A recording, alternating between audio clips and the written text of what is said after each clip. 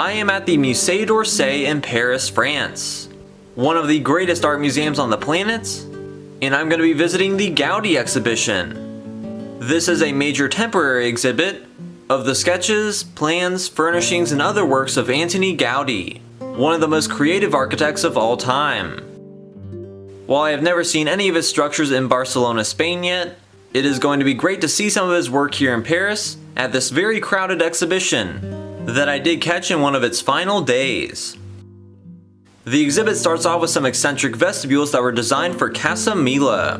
This is a wood-paneled vestibule from one of the apartments inside Casa Mila.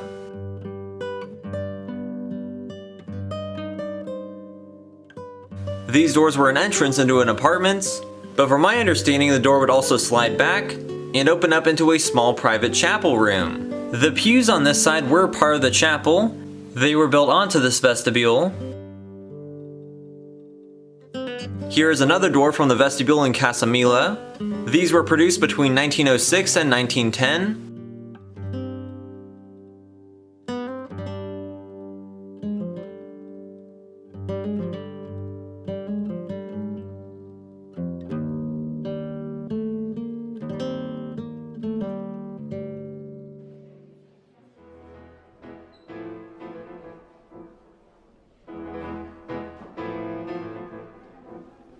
These are sculpture plaster molds from Gaudi's studio. He had several different studios in Barcelona over the years. Sadly, his final studio by the Sagrada Familia was destroyed during the Spanish Civil War. A lot of artifacts were destroyed with that. This is an original plaster mold of a keystone for the ambulatory in the crypt of Sagrada Familia. These are sketches of Moorish and Roman architectural details by Owen Jones, who was an inspiration to Gaudi.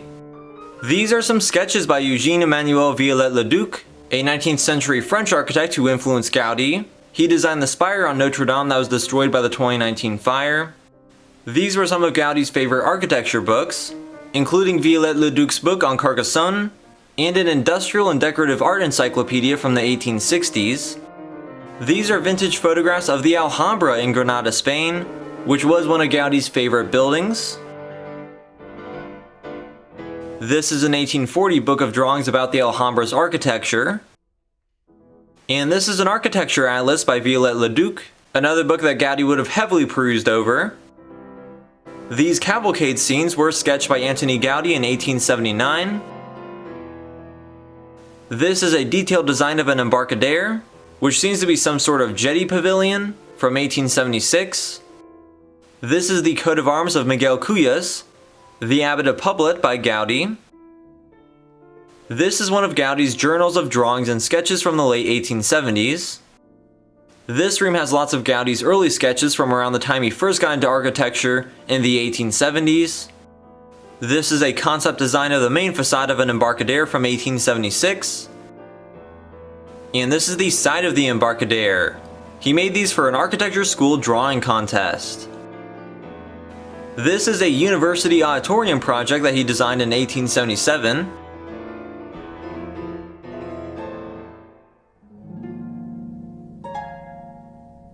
There's Antonin Gaudi's signature right there. And here's an interior version of that university amphitheater from 1877. And this is another detailed sketch of that amphitheater project.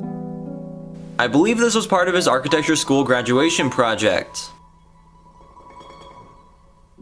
Supposedly when he graduated, the director of the Barcelona Architecture School said, quote, "We have given this academic title to either a fool or a genius. Time will show." This is a concept sketch for the Palau de Catalunya. I wish that had been built, that looks awesome. While that room was filled with concepts, there were some incredible structures that Gaudi designed that were built across Barcelona. This bust of a woman represents Barcelona. This is a replica of a bomb. In the 1890s, Barcelona was known as Bomb City due to some bomb attacks. A bomb just like this exploded in the Liceu Theater in 1893, and there were other attacks around that time. This is a painting by Ramon Casas of the Corpus Christi procession leaving a Barcelona church in 1896. This scene takes place moments before some anarchists threw a bomb into the procession, causing many more deaths in Bomb City. That's a view from the Parc Ciutadella in 1882. And this is an old panoramic photograph from the historic park. This is a mold of the sign that was on the Spanish Transatlantic Company's pavilion at the 1888 Exposition Universal in Barcelona. That pavilion was designed by Gaudi and was inspired directly off the Alhambra and the Alcazaba in Malaga. This is a sketch by Gaudi of a piece of machinery that was part of a glove factory display at the 1878 Exposition Universelle in Paris. A wealthy and eccentric manufacturer from Barcelona named Eusebi Güell liked what he saw of Gaudi's work at the Exposition Universelle of 1878. Güell became Gaudi's most prominent patron starting in the 1880s. This is a manhole cover designed by Gaudi for Güell's estate. And here are some original sketches of the interior of Finca Güell, designed by Gaudi. At the 1910 Salon of the Société Nationale des Beaux-Arts here in Paris, which took place at the Grand Palais, Güell had his own exhibition room and did exhibit some of Gaudi's works there for a foreign audience. Apparently the French didn't care for it much. Here are some original photographs of Parc Güell that were displayed at the 1910 Salon, and they are once again being displayed here in Paris after 112 years.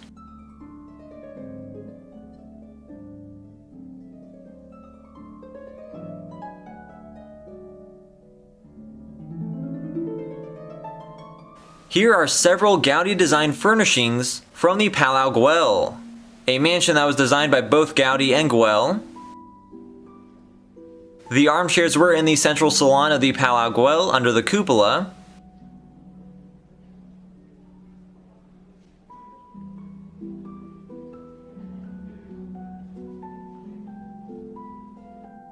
That hairdresser on the right is one of the most unusual pieces that Gaudi ever designed. It has lots of bizarre curved faces and a diagonal mirror. This painting depicts Hercules searching for Hesperides. It was made in 1890 by Alex Clopez. That artist painted a massive version of this painting on the eastern wall of the Palau Güell. And here's a caricature of Eusebi Güell with his crazy party palace. These are photographs of the interior of the Palau Güell that were exhibited at the 1910 Paris Exposition. This is an authentic plan for the Parc Güell, drawn up by Gaudi. These are trencadisses, some original 1903 mosaic fragments from Parc Güell.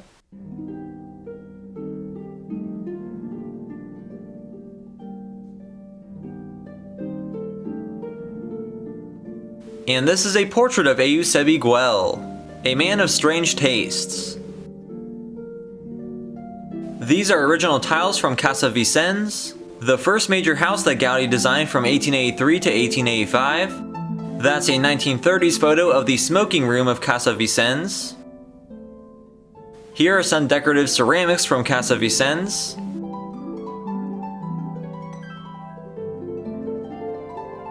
And this is a spectacular gate for Casa Vicens designed by Gaudi. It has palm leaves all over it.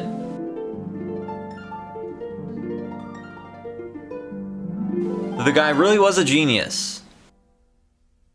This is a sofa that was designed for the living room of Casa Calvet.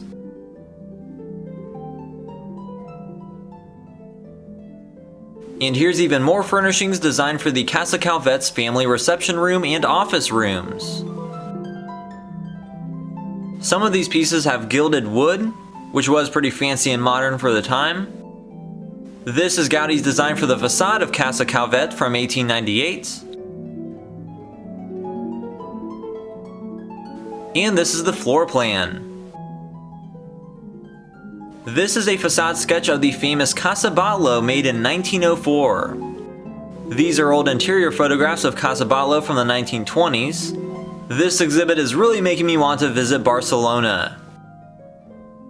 These sacras, which are religious pieces, were intended for the oratory of Casa Batlló.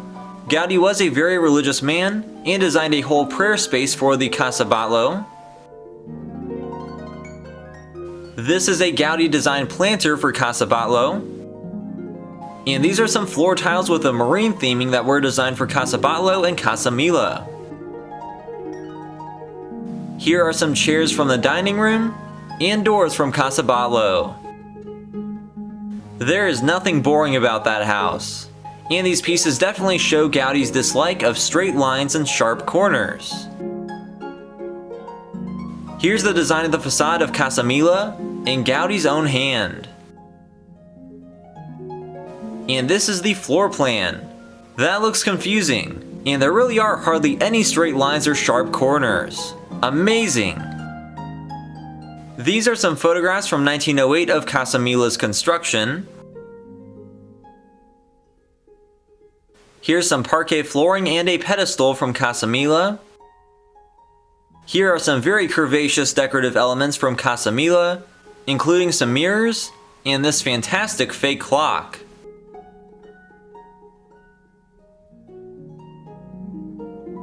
This is an original gate to Casa Mila designed by Gaudi. These are modular walls from Casa Mila, designed to provide some privacy, while also going along with the flowing nature of Casa Mila. Finally, moving on to the religious side of Gaudi. This is a drawing of the Montserrat Basilica that he did in 1876. Here are some more studies of the famous Montserrat Monastery near Barcelona. Here are some church furnishings designed by Gaudi.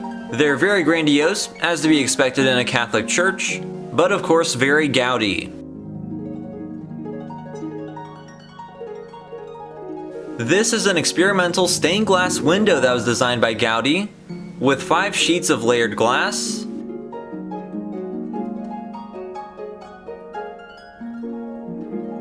These are copies of Gaudi's drawings of the sepulchre of James II.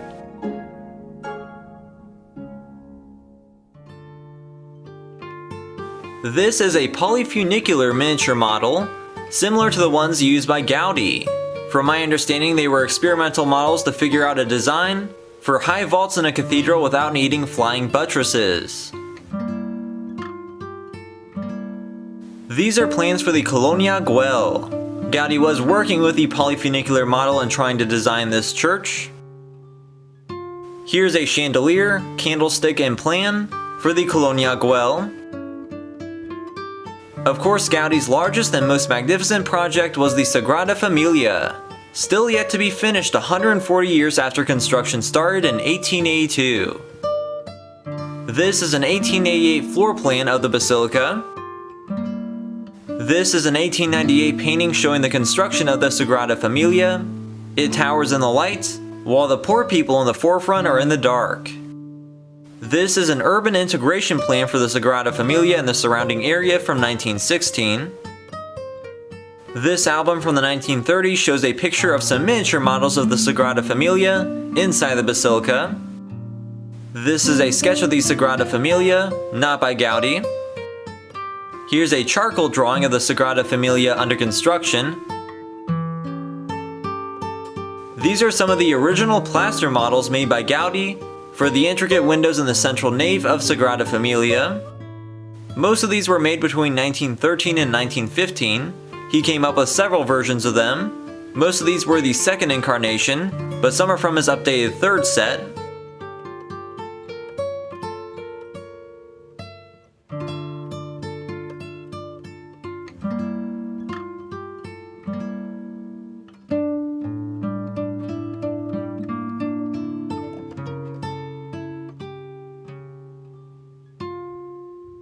And this is a full-size Gaudi-designed candelabra from the crypt of Sagrada Familia.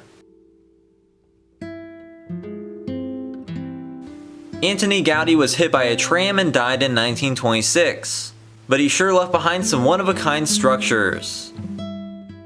These are some concepts done in the style of Gaudi. On the left is a concept for a grand hotel attraction in New York City. That definitely looks like something Gaudi could have conjured up. Here's another sketch from 1952 for that Gaudi-inspired New York hotel. That looks amazing, they should build it. And here's an interesting triptych painting done by Antoni Tapias in 1948, celebrating the whimsical spirit and legacy of Antonin Gaudí. Well, that was a fantastic exhibit. It was great to explore the story and creativity of Antonin Gaudí. I am very glad I got to see this exhibit, and I really want to go to Barcelona now to explore these eccentric structures by Gaudi. If you'd like to help me get there eventually, then please like this video, share it, and subscribe to my channel. That helps me out a lot in making these videos. Also take a look at my other videos on museum tours, architectural gems, historic places, natural wonders, and more, here in Europe and in America. And while I was here at the Musée d'Orsay, I did make a full tour and that video is linked in the description. Thanks for watching!